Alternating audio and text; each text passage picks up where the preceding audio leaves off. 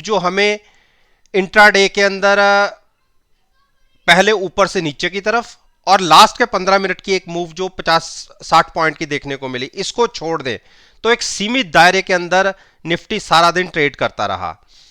और अब जून एक्सपायरी की शुरुआत होगी कल से। नया सेशन के अंदर कैसी पॉसिबिलिटीज आपको देखने को मिल सकती हैं निफ्टी के इन 10 स्टॉक्स के अंदर, चलिए एक बार देखते हैं।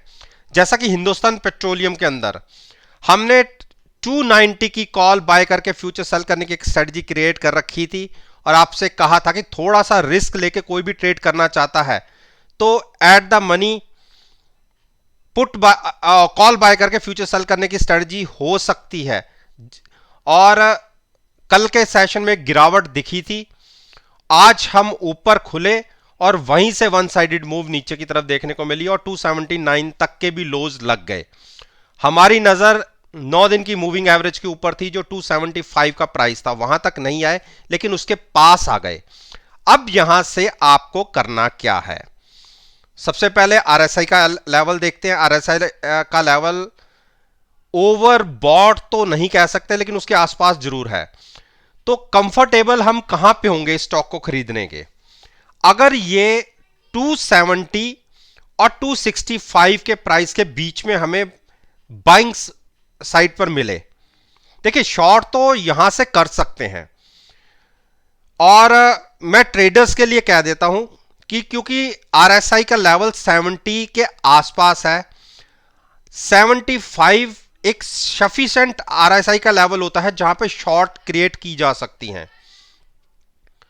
और अभी हम एमएसीडी के अकॉर्डिंगली बुलिश साइड पर ट्रेड कर रहे हैं, लेकिन आरएसआई लेवल पे नजर रखिएगा। अगर यहां से एक बाउंस मिल भी जाता है आपको कल या मंडे को, तो वो लेवल एक सेलिंग के लिए अच्छा लेवल होगा। और आज के हिसाब से भी देख ले तो 290 का लेवल एक ऐसा लेवल है कि वहां की कॉल बाय करके फ्यूचर सेल करने की स्ट्रेटजी ली जा सकती है। लेकिन जब प्राइस 290 हो, ऐसा नहीं कि आपने 282 के लेवल के ऊपर 290 की कॉल खरीद ली और फ्यूचर सेल कर दिया, नहीं। 290 के लेवल पर फ्यूचर्स हो, कॉल का प्राइस जो भी होगा वहां पर एट द मनी, वो बाय करके फ्यूचर सेल करने की स्ट्रेटजी होगी। टारगेट 275 फिर से। और बाइंग हमें कहां करनी है उसके बाद? 270 और 265 का प्राइस रिटेल इन्वेस्टर्स के लिए, क्योंकि वो शॉर्ट करके ट्रेड नहीं लेते।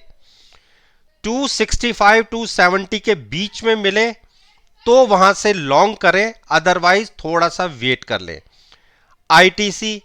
आईटीसी तो एक ऐसा स्टॉक है कि जो ले ले वही पछताता है और हम इसमें प्रॉफिट ले चुके हैं, ऐसा नहीं है। 2 बार हमने अच्छा प्रॉफिट गेन किया है, लेकिन बहुत पेशेंस रखने के बाद अब भी हमारा मानना यह है कि 205 और 200 के जोन जब ये स्टॉक दिखाएगा वहां पर हम बाय करेंगे।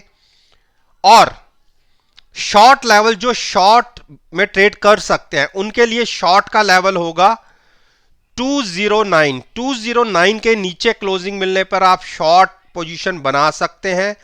पहला टारगेट 208 और उसके अगला टारगेट 205। ये मैं केवल उनके लिए कह रहा हूं जो ट्रेडर्स हैं। रिटेलर्स इसमें पार्टिसिपेट शॉर्ट साइड पर ना करें। रिटेलर्स के लिए बाइंग बनेगी 200 और 205 के आसपास, तो वहां से लॉन्ग करें। ट्रेडर्स के लिए आपको ट्रेड मिल सकता है 209 के नीचे। At the money call buy करिए और साथ में फ्यूचर सेल करिएगा।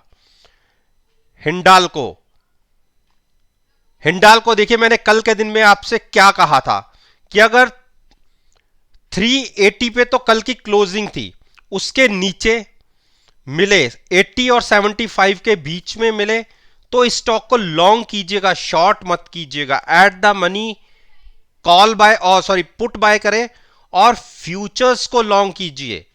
और देखिए आज के दिन के अंदर ही इस स्टॉक ने आपको 389 का प्राइस दिखा दिया। अब जिन्होंने नया ट्रेड लेना है 391 के ऊपर ट्रेडिंग मिलने पर 390 की पुट बाय करें और फ्यूचर्स को लॉन्ग रखें 420 के टारगेट के लिए।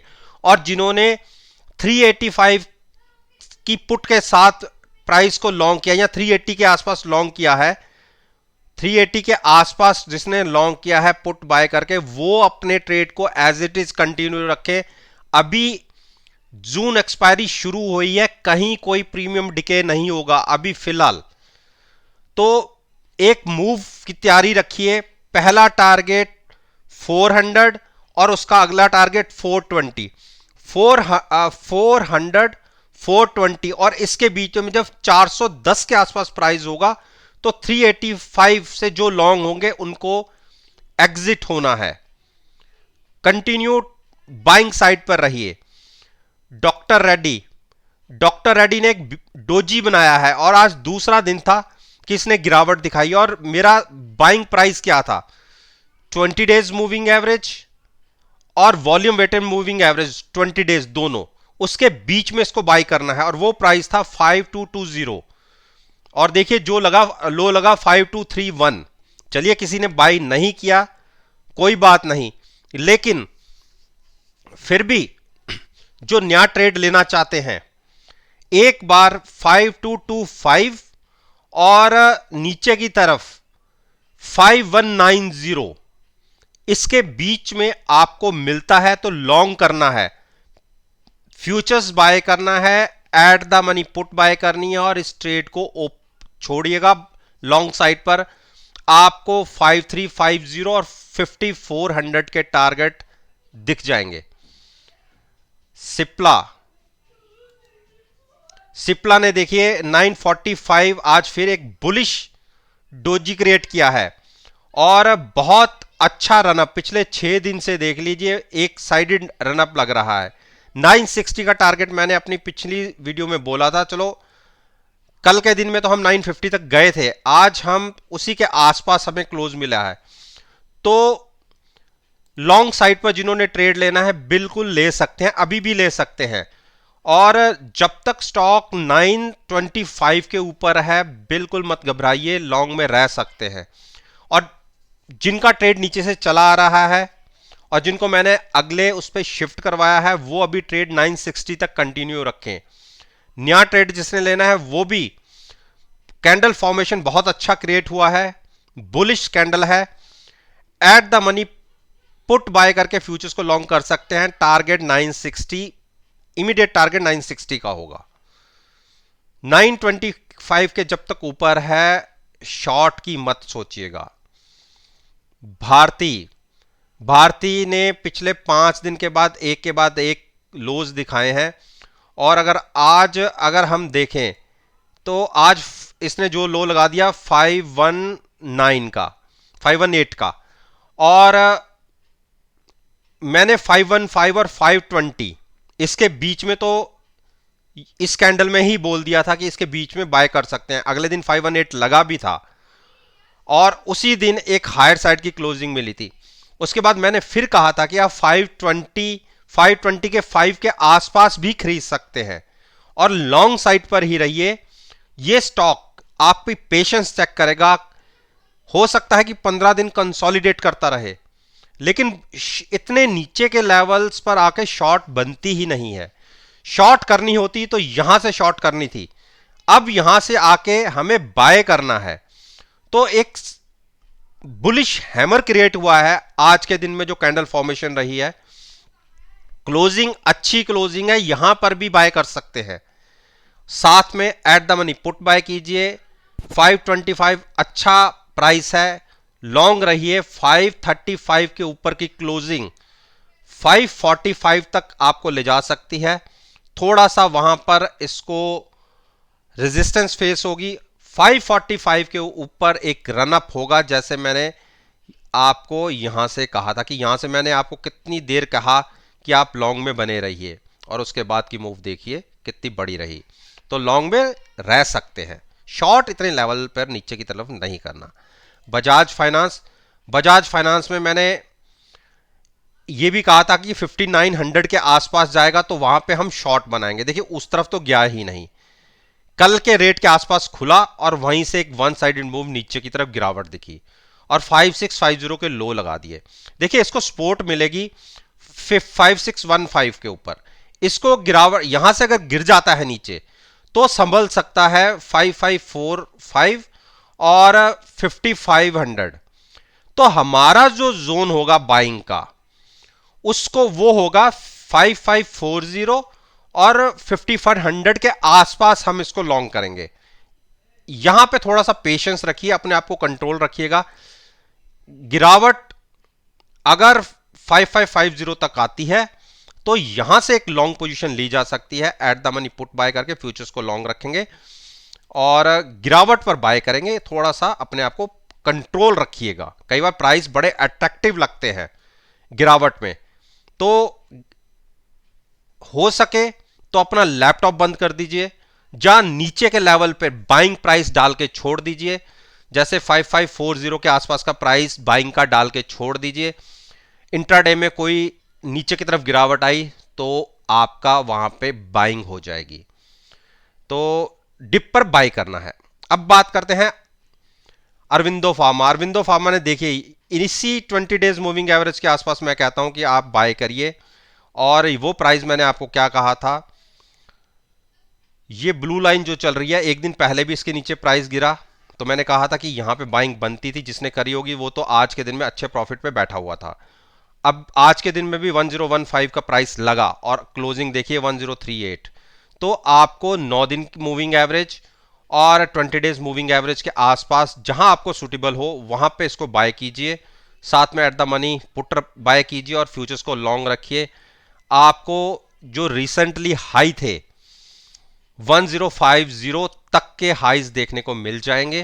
तो बिल्कुल डिप पर बाय करनी है, शॉर्ट नहीं करना। देखिए मैं ट्रेडर्स को तो शॉर्ट करने के लिए कहता हूं, रिटेल इन्वेस्टर्स को शॉर्ट करने की कभी सलाह नहीं देता, चाहे उसमें हैजिंग ही इन्वॉल्व हो। तो हम नीचे जाके इसको भी बाय करेंगे। अंबुजा ने देखिए 9 दिन की मूविंग एवरेज को होल्ड किया, आज भी होल्ड किया। और पिछले अगर 10 दिन की कैंडल फॉर्मेशन देखेंगे तो हर बार अंबुजा सीमेंट ने होल्ड किया है अपने आप को 9 दिन की मूविंग एवरेज पर। और इंट्राडे में आज देखिए 334-35 के टारगेट भी देखने को मिले। अब यहां से आपको करना क्या है, देखिए 66 की आरएसआई है, ये मिड में भी नहीं है कि हम यहां से बाइंग करके चलें। जहां तो गिरावट का वेट कर लीजिए, या ऊपर प्राइस 77-75 तक की आरएसआई हो तो वहां पे एक शॉर्ट पोजीशन कॉल बाय करके ली जा सकती है। तो मेरे हिसाब से हमें पहले ऊपर का टारगेट दिख जाएगा और ये टारगेट हो सकता है 45 तक का, 345 तक का। 345 के आसपास हम आरएसआई का लेवल चेक करेंगे। अगर वो 75 के आसपास हुआ तो हम वहां पर कॉल बाय करके फ्यूचर सेल करेंगे, या 316 पे हम लॉन्ग करेंगे। उसके बीच में हमने कुछ नहीं करना। गिरावट आएगी तो 315 पर बाय करेंगे, eight the money put buy करके फ्यूचर्स लॉन्ग करेंगे, या जब आरएसआई 75 के आसपास हो जाएगी वहां पे शॉर्ट पोजीशन बनाएंगे। बीच में हमने कोई ट्रेड नहीं लेना। तो ये सारी वीडियो मेरी है 28 में सेशन से रिलेटेड, जो जून एक्सपायरी का पहला दिन भी होगा और इस वीक का आखिरी दिन होगा।